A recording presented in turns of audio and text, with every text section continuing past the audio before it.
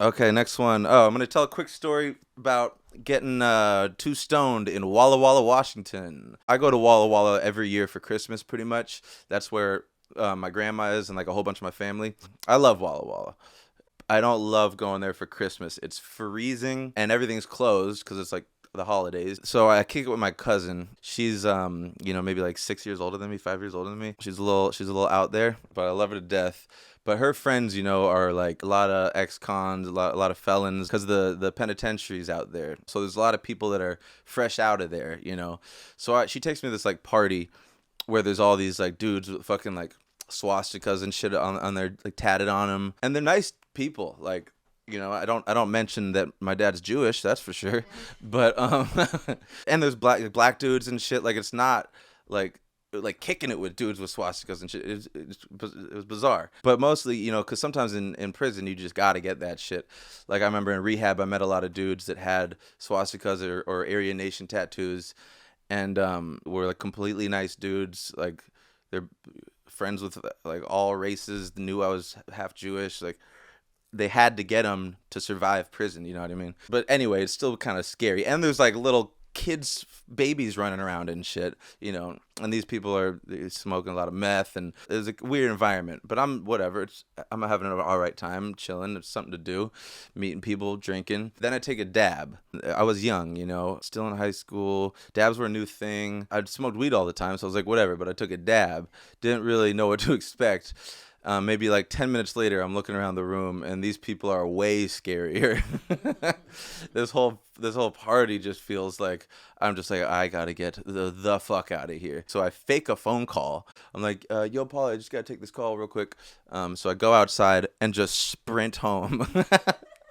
Or not home, to my grandma's house, right? So I get there pretty quick, but I think my thinking is I'm so stoned, and my mom's there too, and I don't want them to know that I'm high. I'm so paranoid about that, and extra so because I'm so stoned. So I run laps around the house, I remember, or like the block or whatever, thinking maybe that'll help. And then I start planning in my head. I'm like, all right, I'm going to just do this so quick. I'm so thirsty now, fucking dehydrated as fuck. So I'm like, all right, I'm going to go in, just like really quickly go in the side door, get a glass of water, go into the little guest room where I'm sleeping. I pretend to be asleep. I'll get away with it all, whatever. So I go in, it's freezing outside.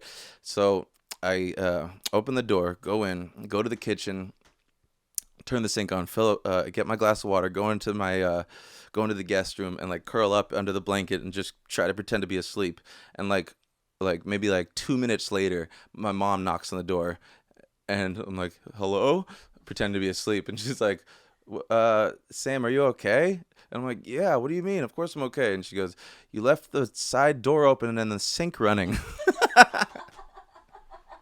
So, and it's like freezing cold out. So I creep in, open the door, think I'm being all stealthy, forget to close it, turn the sink on, forget to turn it off, creep to my room. Oh my God. Just such a stoned thing to do. So she gets woken up by like the cold air and the sink running. Just completely get myself caught. Um, Man, good times. I remember the paranoia, and then with weed, people would tell me like, "You just haven't found the right strain yet, bro."